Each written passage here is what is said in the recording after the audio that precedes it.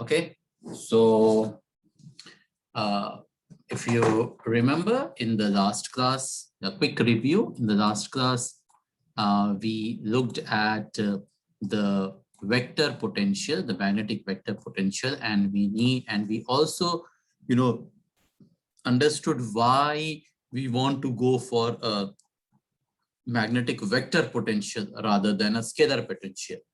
And we have seen that for the vector potential, if we use the scalar quantity, it is just restricted to the region where the current density is 0, and hence we need to go for the vector potential, or in other words, the Maxwell's equation. That means it has to satisfy the Maxwell's equation, both these equations, the Ampere's law and the Gauss's law of magnetic field. Okay, and so we looked at the magnetic vector potential and how it looks for the volume, surface, and line current. And since it's a vector quantity, we can see that its direction will be the same as the direction of the current. And then here we tried to now represent the flux expression in terms of the magnetic flux density rather than, the magnetic vector potential rather than magnetic flux density, because this we know the flux is integral over the surface b bar dot ds bar, which is the magnetic flux density crossing over a surface. Now we can now write the flux, the magnetic flux, in terms of the vector potential. How?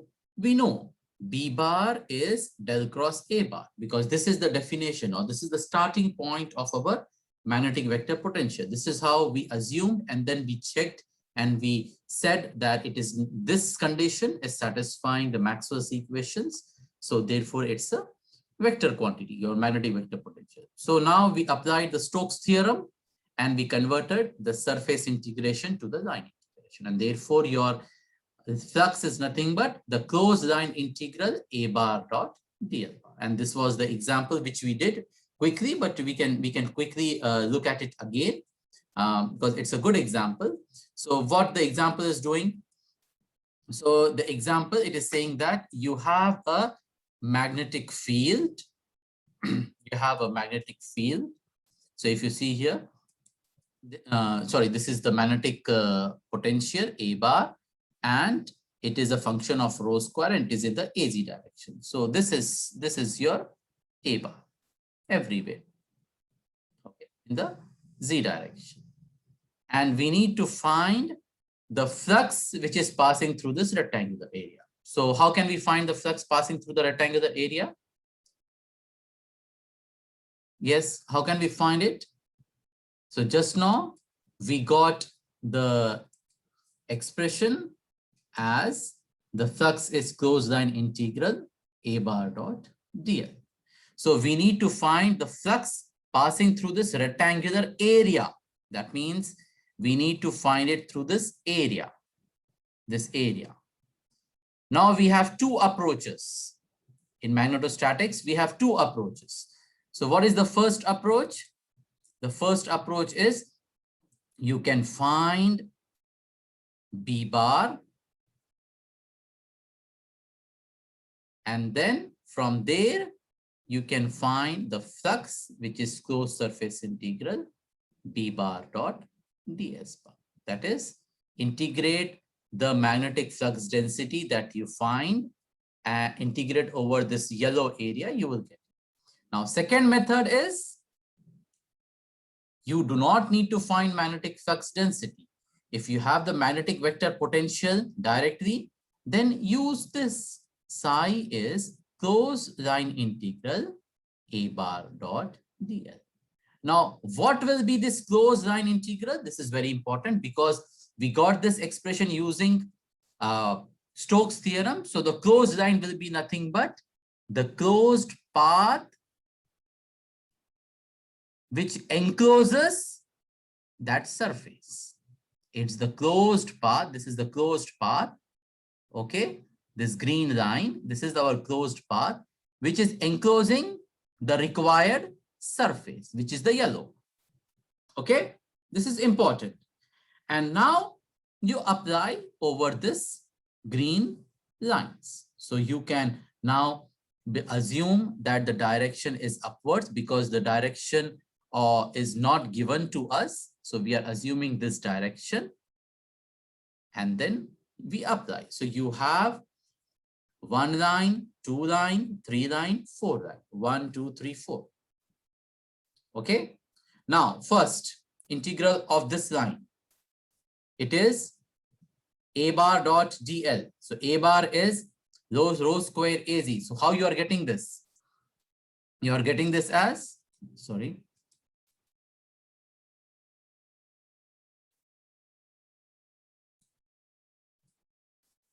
You are getting this as rho square az dot product with dl. So what is the dl for this green part? This line 1. Yes, Mr. Ali Al-Tamimi, can you tell me? So this is my line from here to here, Ali. So what is the dl here? What is the small element that we should consider here? dz az. Yes, so it is dz az. And why the az is positive? Because this is the direction. It is going upwards. And this will give you rho square dz. And which is here, rho square dz. Oh, but it is an integral over the z. But you are evaluating at what value of rho? Yes, Mr. Ahmad Al-Ghamdi, can you tell me? For this line 1, what is the value of rho? Yes, the value is rho square. No, the value of rho here. Because we are doing it in cylindrical coordinates. So in the cylindrical coordinates, what is your rho? What is your rho? It's going to be 4. Yeah, this is your rho value. This is your rho value. Am I right? Because this is your cylindrical coordinates. So what is the rho value here? It's 0.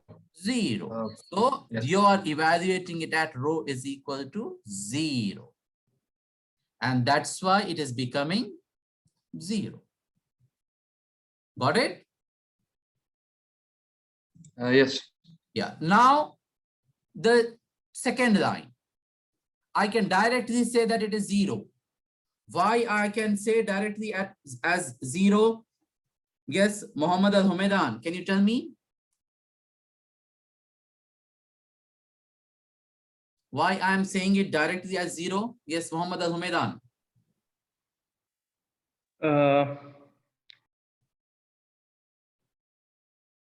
Why I am saying it directly as 0? Yes, Mr. Abdul Majid, let's just wait. Okay. Yes. Okay. Yes, me, Doctor. Yes, Abdul Majid. Because it is not in the direction of Z.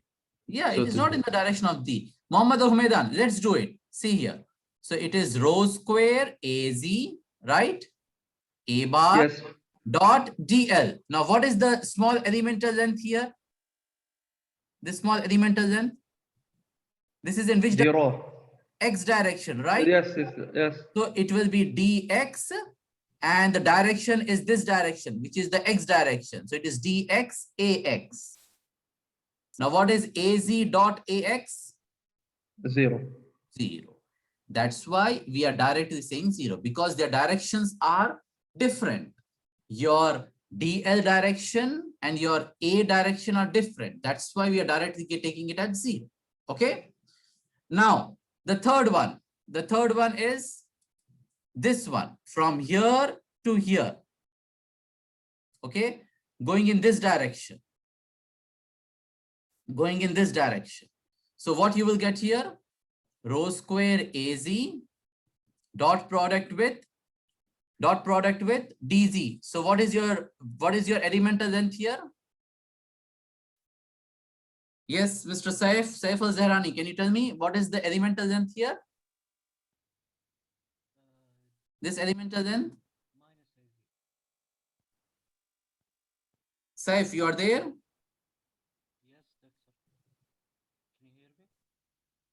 Okay, Thabit, can you tell me? Yes, lecture. So what this will be? Which one? What this element length will be? It will be 3 in AZ. Yeah. So No, 4 how AZ. should I use the element? How should I write the elemental then? Okay. It should be DZ. See, it is along the D direction, right? See? Yes, doctor. So It it is changed with Z. DZ. Yeah. Yeah. Now, what is the direction here? Direction is going down, right? Yes, doctor. So it should be From minus minus. Yes. AZ. Since Okay. it's from 4 to 0. Yes. Yeah. So minus AZ. So this is the thing. And this is evaluated at what value of rho? Because there is a rho here. So it is evaluated. So what is the rho value here? 3. 3. So it is rho is equal to 3. 3. But there is one very important thing, guys, which you need to, keep in mind, that this, so since the direction I'm taking in the unit vector, if the direction I'm taking it in the unit vector, then your integration should be from 0 to 4. Okay. This is where, students does mistake. See, when you do the integration, either you allow the integration limits to take care of the direction, or you allow the unit vector to take care about the direction. But you cannot allow both of them, because if you allow both of them, then they will cancel. So if you see here in this particular case, I am allowing the unit vector to take the direction. That's why I'm using minus AZ. So the unit vector is taking care of the direction. So therefore now in the limits, I don't need to worry. The limits will be from 0 to 4. Or in this direct, or here, the other option. That is, it is rho square AZ dot, I don't worry about, I'll just worry about this elemental length, which is DZ AZ. I don't worry about the direction. And now I'm allowing the direction to be decided by the limits. So if you go from here to here, that is from 4 to 0. So I'm allowing the limits to decide the direction at rho is equal to 3. So either this or this, not both of them together. This is very important in line integration. So please, you need to be careful. So use this or this. So let the direction be decided by your unit vector or by your elemental length. But in this case, your limits should not do anything. Your limits should be from 0 to 4. Or let the limits decide the direction and you don't do anything to your elemental length. Okay. So that's the reason I took this example. Now, when you go for 4, again, it will be 0 and therefore your 5 is minus 36. Okay. Now, the same thing, you can do it with other method, which I have just not told. So you can find B, and from B, you can get the flux, which is psi. How can you get flux from B?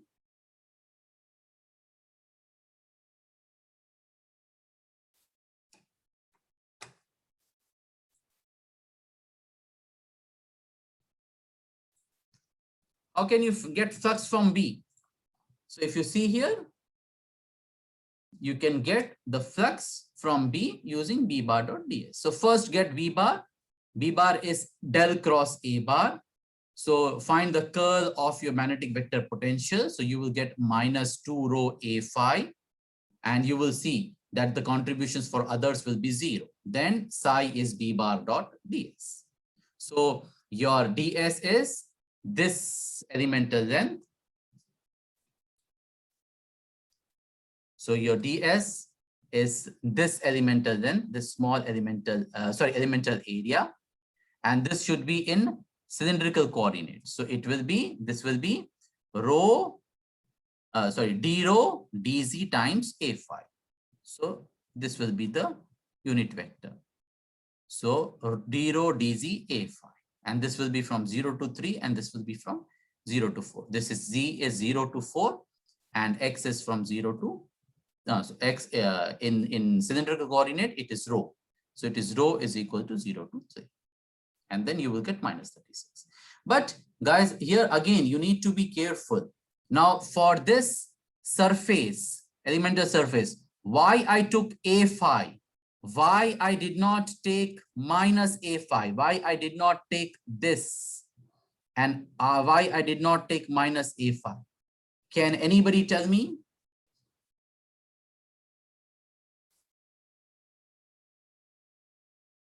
Anyone, why I did not take minus a phi? Why I took a phi here? The right hand rule. The right hand rule, but this right hand rule apply to which one? Right hand rule apply to? Yes. Maybe Right hand rule apply to this and this. Because here you are using line integration, here you are using surface integration. So you have to apply right hand rule, Stokes theorem. Stokes theorem is based on your right hand rule. So you have to make sure that your right hand rule is consistent. So what is the right hand rule for the Stokes theorem? The right hand rule for the Stokes theorem is saying that if you curl your fingers, towards the direction of your line integration, your closed line integration. See, I'm curling my fingers towards this. Then the thumb, then the thumb will show you the normal component or the normal unit vector that you should take for the elemental surface, or that you should take for the surface which is enclosed by that closed loop. So this is the Stokes theorem. This is coming from Stokes theorem. So if you want to find the closed line integration, then if you put your fingers along the direction of your closed line integration, so in our case, it is anti-clockwise direction, then the thumb will give the normal vector or the normal unit vector that we must consider if we are using the surface integration which is enclosed in this closed loop, which is this red one. Okay, so therefore I have to take a phi, and then only this and this will become consistent. Otherwise, you will see one as negative and other as positive.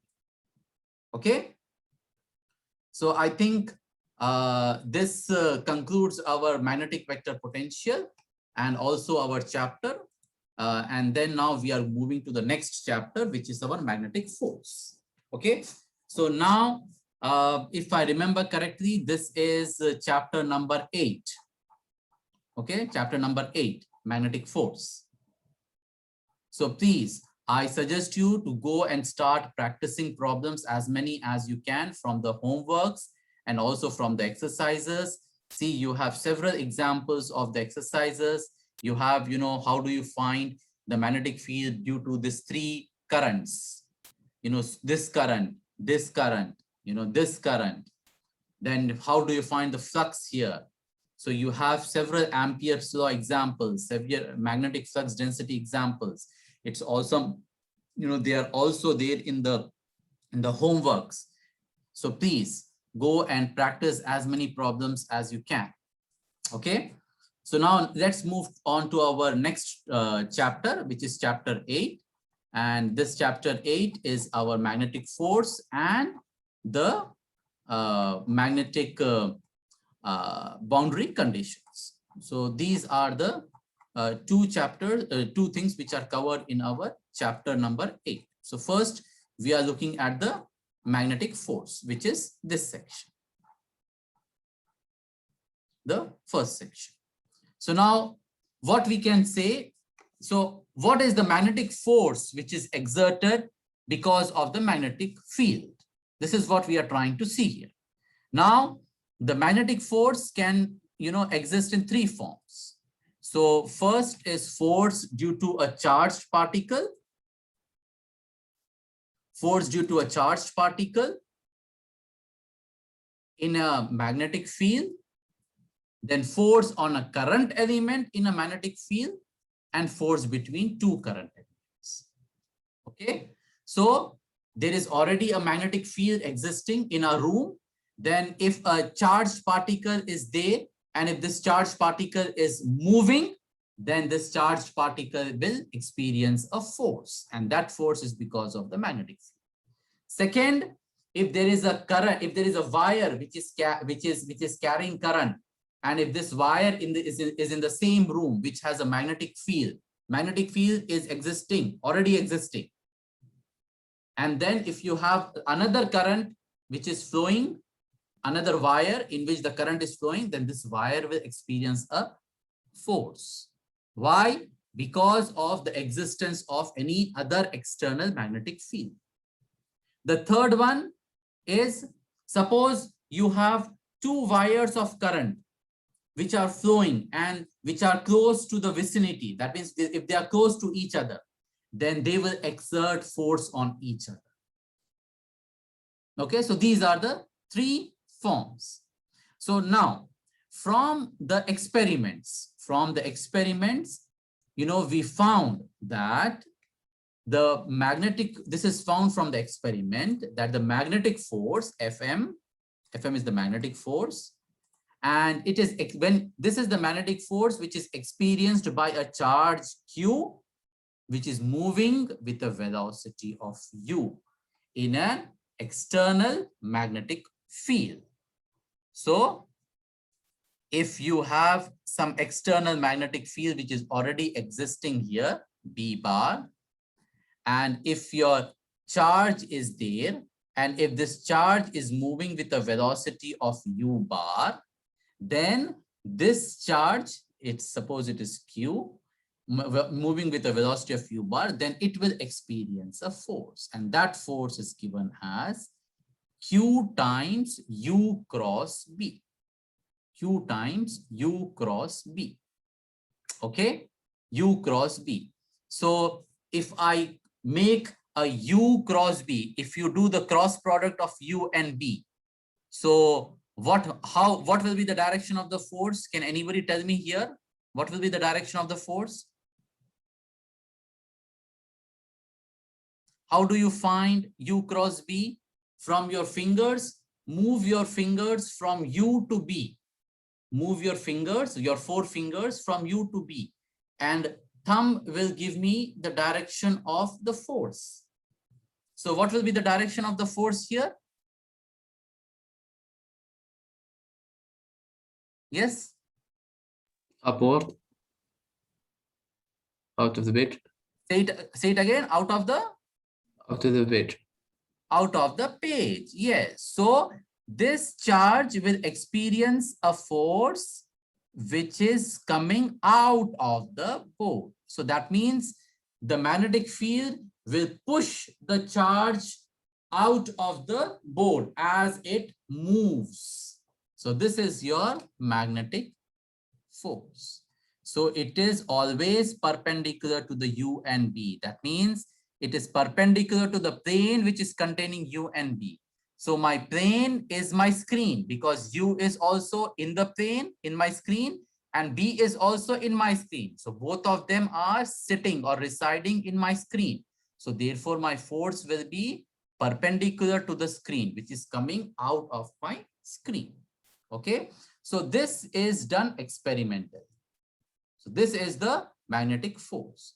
Now if you review the electric force, what is the electric force? We took that electric force in our second lecture. What is that electric force? We know that in electrostatics, the electric force F is equal to QE. Remember? F is equal to QE, because electric field intensity is nothing but force divided by Q. And force, we started force is coming from the Coulomb's law. So this is nothing but your Coulomb's law. F is equal to QE. It is coming from the Coulomb's law. Okay. Now this is the electrostatic force. And of course, if the charge is positive, then the direction of the force and the electric field will be the same. If it is negative, then it is opposite. So therefore, the total force which is experienced, the total force which is experienced by a charge Q in the presence of both electric and magnetic field. So if a charge is in a region where both electric and magnetic field exists, both electric and magnetic field exist, and then if this charge Q is moving and it is moving with a velocity of u bar, then it will experience both forces, the force due to the electric field and force due to the magnetic field. And it is given by this, which is F is equal to Q times E plus U cross B. This is from electric field and this is from the magnetic. And this is called as Lorentz force equation. Okay, so your force F is equal to, due to the electric field is this one, and due to the magnetic field, it is this one. Now, let's just analyze a little bit about this one. Now, first thing. So what is the first thing? See, my electric force. So now to differentiate, I am naming this as the electric force, Fe, and this as magnetic force, Fm. Now, if you see here, electric force is independent of the velocity, because in this we don't have any velocity term. So it is independent of velocity. Okay, and it can perform work or it can change the kinetic energy of the charge. It can change the kinetic energy of the charge.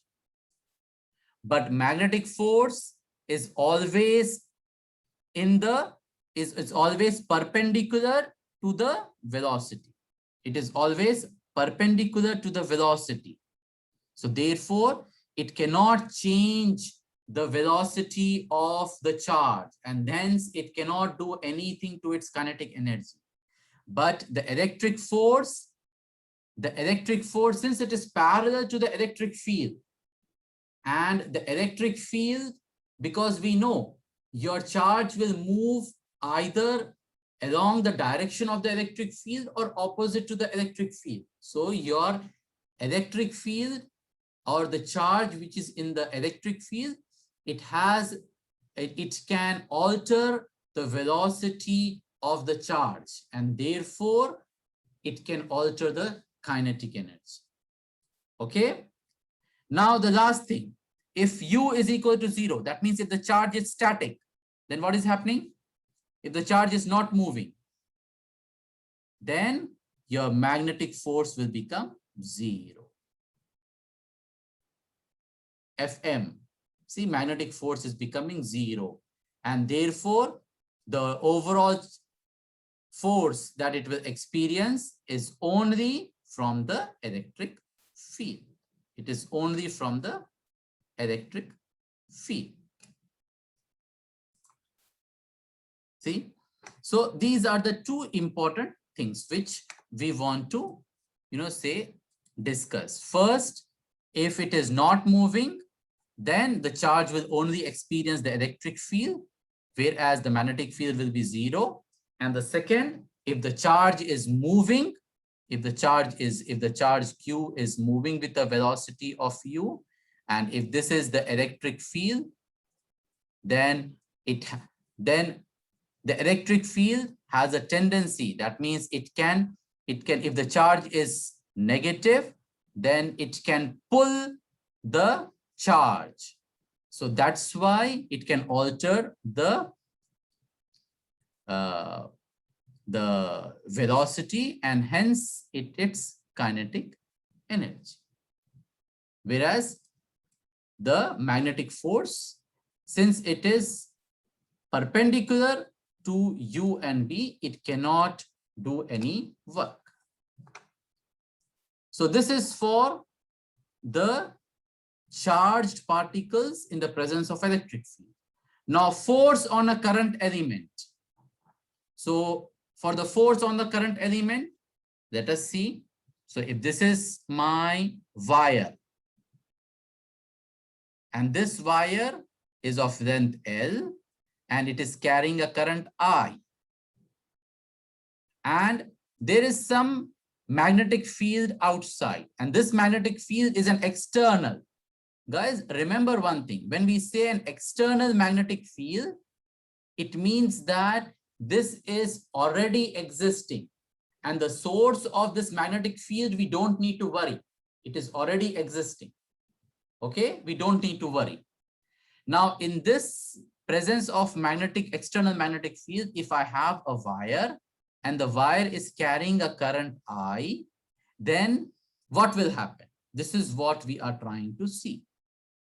So if you see here, this is our argument.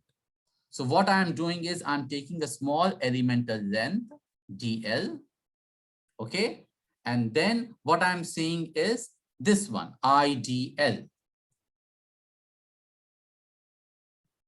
So I'm trying to find the force on the small elemental length dl. So this small elemental length dl, I'm trying to find the force on it. But first, what I'm doing is I'm doing the following.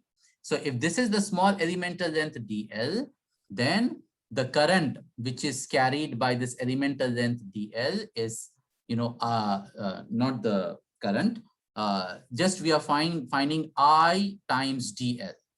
So what is this I times dl?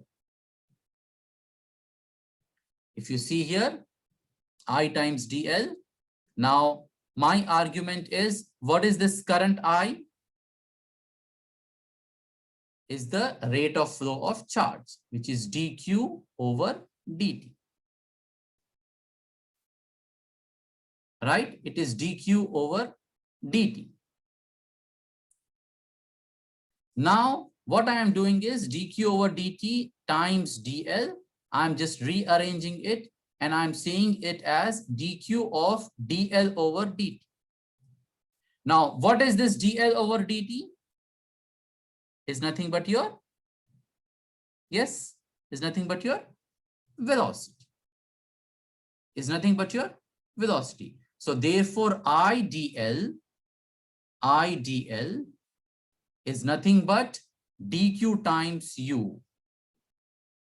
Or if I want to just write it in a summary format, I'm saying that the current passing in this small elemental length dl, the current passing in this small elemental length dl, which is I dl bar, is equivalent to the charge dq moving with the velocity of u. So I dl is nothing but it is a charge dq moving with a velocity of u. Okay, and this is just by our simple analysis. We are representing current as the rate of flow of charge, and then we are changing the dl over dt, the rate at which your dl is changing is nothing but your velocity u. Now, based on this, we can get the force on a current element as, see, so therefore the magnetic force on this small dl in the presence of the external magnetic field is given as dfm is equal to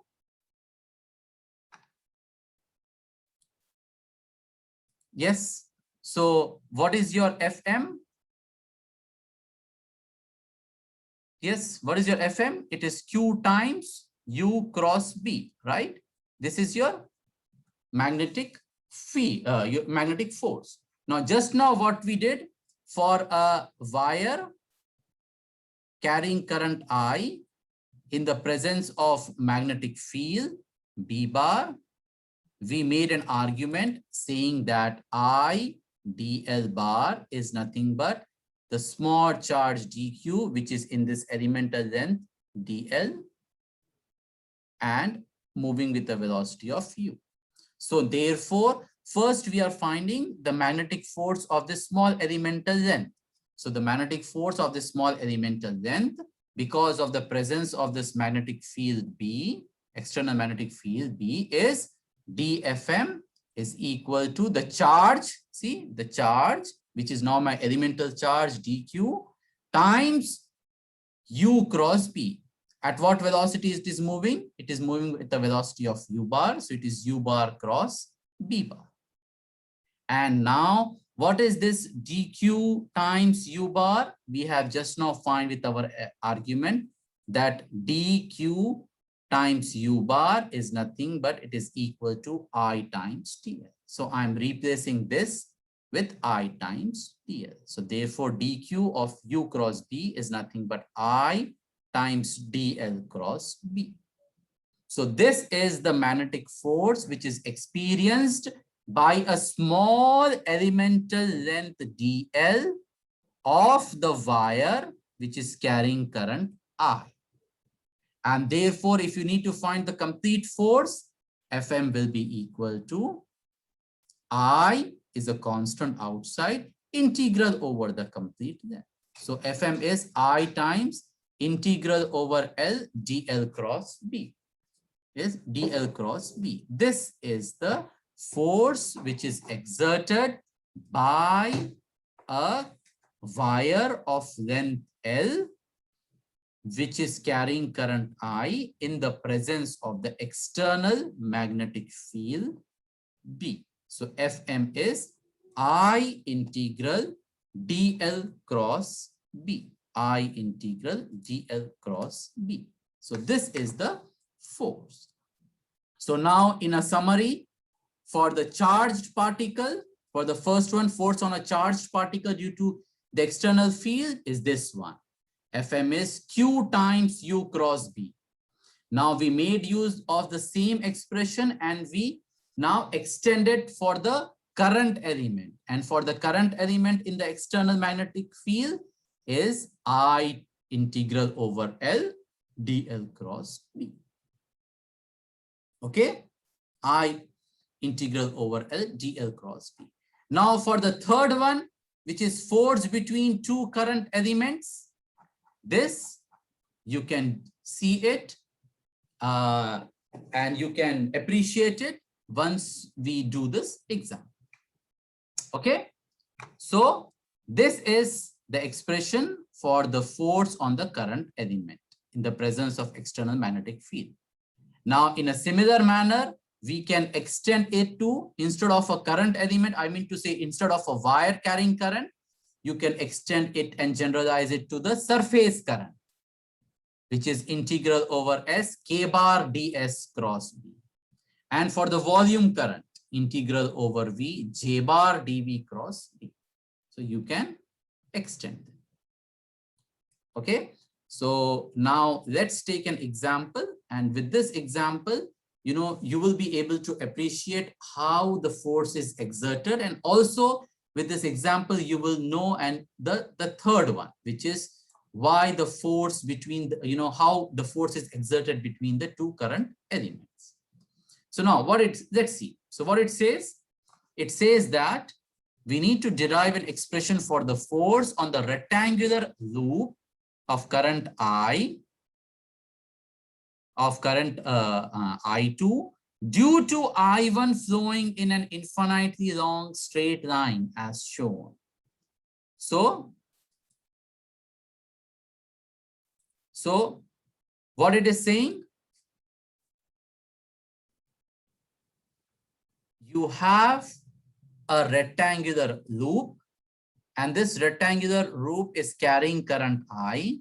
Now we need to find the force which is exerted on the rectangular loop. So the force which is exerted on this rectangular loop, we need to find the force exerted on this loop, which is carrying current I.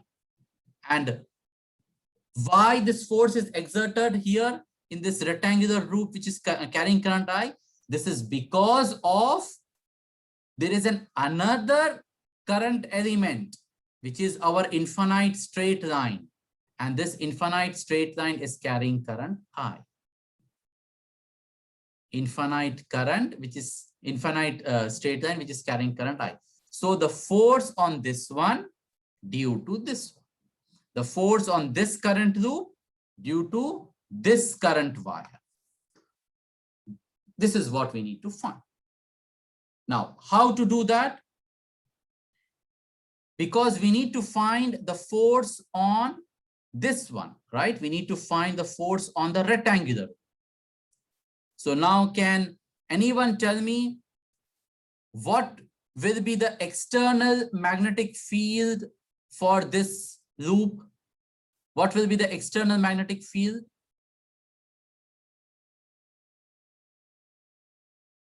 What will be the external magnetic field for this rectangular loop? Who is generating that external magnetic field? Yes. The current. Sorry, can you tell me? A current that passes through wire Z. Which wire? So because I want to find the force on this loop, right? So therefore, I need to find the magnetic field. So how do we find the force on this rectangular loop? We need to apply this expression, I integral over L dl cross B, where B is the external magnetic field or external magnetic flux density. So from where I'm getting the external magnetic flux density here? Yes, Mr. Abdul Al-Shari, can you tell me? Yes, doctor. Yes, can you tell me? For this rectangular loop, from where I'm getting the external magnetic field?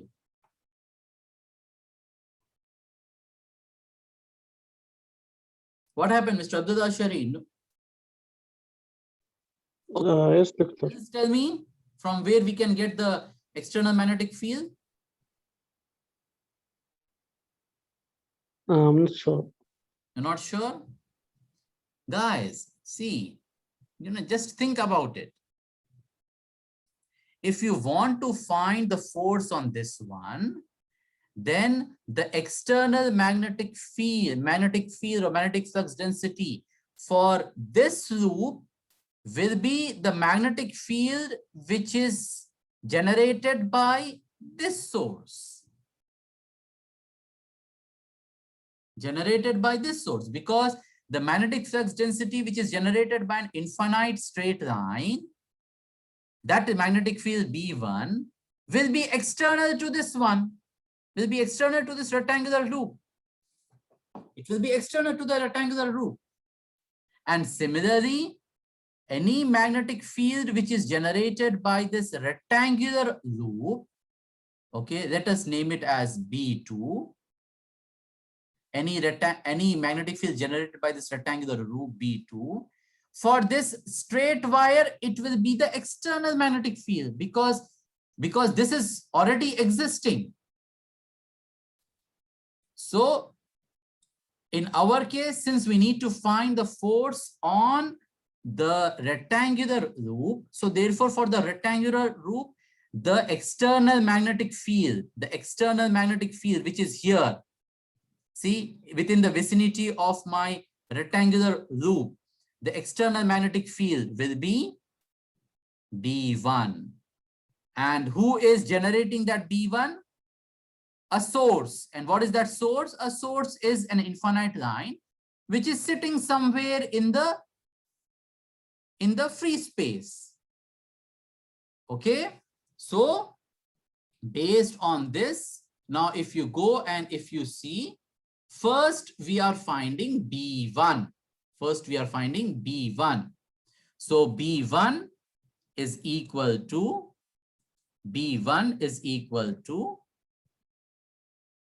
mu naught H1. And what is the magnetic field which is generated by an infinite straight line? We know it very well. I over I, the current passing through this, over 2 pi rho A phi. So, but here if the current is I1, then it is I1 over 2 pi rho A phi. So this is the magnetic field, and the magnetic flux density will be at mu 0. So mu 0 I1 over 2 pi rho A phi is the magnetic flux density, which is generated because of this infinite light carrying current, which is everywhere now, here, everywhere. This is my B1. And this B1 is now becoming an external magnetic field for my rectangular loop. And therefore, my rectangular loop will experience a force because of this external magnetic field. And what will be that force? That force F will be equal to the current which is flowing in this rectangular loop, which is I2, integral over the length of this rectangular loop, which is L2, I'm naming it as L2, times dl bar cross the external magnetic flux density, which is B bar, B1 bar. So this will be the force exerted on this rectangular loop due to the presence of this external magnetic field B1. Or in other words, this will be the force exerted on this rectangular loop due to the presence of an infinite line carrying current I, which is due to the presence of another current element. Now you need to just find this forces. So since we have this 4 lines, so 4 integrations of lines, 1, 2, 3, 4. And this loop is of height h, and this is at a distance of a. If we assume this as origin, okay, 0, this is at origin, then this is at distance a, and this is at distance b. So therefore, this will be, I am decomposing into 4 forces. The force due to 1, 2, 3, and 4. So what you will get? Now let's see. First, force due to 1. So what will be the force due to 1? The force due to 1 is equal to I2 integral here to here, right? So if I'm assuming this as my origin is here, then it is 0 to h, 0 to h times dl. What is this small elemental length here? dl, what will be this dl? This dl will be dz-az because it is parallel to the z-axis. So it is dz-az cross b1. And what is b1? Mu naught I1 over 2 pi rho a phi. Now, what is az cross a phi? Az cross a phi is minus a rho. So therefore, it is minus dz mu naught I1 over 2 pi rho a rho. And this integration, it is with respect to dz, right? So therefore, your rho is a constant. Rho is a constant. Now, therefore, you need to evaluate this at what value of rho? What is rho here? Can anybody tell me what is rho here? A plus 4. B. What is rho here? Rho is from here to here, Yes, which yes, is yes. nothing but B. So your rho is B. Number 4 is only my line number. So therefore, you are seeing that F1 bar is equal to minus mu naught I1 I2 H over 2 pi B A rho. Minus A rho. What do you mean by minus A rho? That means the force is in this direction. That means your current element is like, you know, okay, let us not talk about the current element. Maybe we will do it later. So the force is in this direction. Okay. Now, can you in the same way do it for F2, F3, and F4? Yes. So if we see here, we do it for F2. So this is for F2 and this is for F4. But can we say, guys, that F2 and F4, they are equal and opposite in magnitude, or sorry, in direct, sorry, they are equal in magnitude but opposite in direction? Can we say that? Yes, Yes. because this is going from here to here, and see this limits here to here, and this one here to here. So they are equal in magnitude, opposite in direction. So therefore, they just cancel out. This and this will cancel out. So there will not be any contribution of force for these two. Now the only thing left is the number 3. So if you do to the number 3, it is I2 integral. Now it's up to you whether you want to put the direction in the elemental length or in the units. So here I have put the direction in the units. See, I'm going from h to 0. I'm going from h to 0. So I'm putting it in the integration limits, not the units, integration limits. And I'm not doing anything to the elemental length. So it is dz az times this. And therefore az cross a5, az cross a5 is minus a rho. That's why you're getting minus. Now the only thing you need to notice, this is evaluated at what value of rho? Just give me a minute, guys. I will finish. This is evaluated at what value of rho? What is the rho value here? A. This one, the rho value is A. So that's why it is evaluated at A. And this is evaluated at rho is equal to B. Rho is equal to B. That's why they don't cancel each other. Remember, don't think that they will be of equal magnitude. Yes, they are opposite in direction, but they are not of equal magnitude. Why? Because here the rho is different and here the rho is different. But for the top and the bottom ones, it is different, because in the top and the bottom ones, the top line and the bottom line, here you will not have anything. You will not, it is you here, you will not have any, you have to do the integration with respect to rho. So therefore, they will be of equal magnitude and opposite in direction. And therefore, once you evaluate this, we will get this as our answer, which is mu naught I1 I2 H over 2 pi A times A rho. And therefore, my total force is F1 plus this F1 plus F3, which is this 1 over B minus 1 over A minus 1 over B by times this constant times A. Okay. So I think we will stop here. And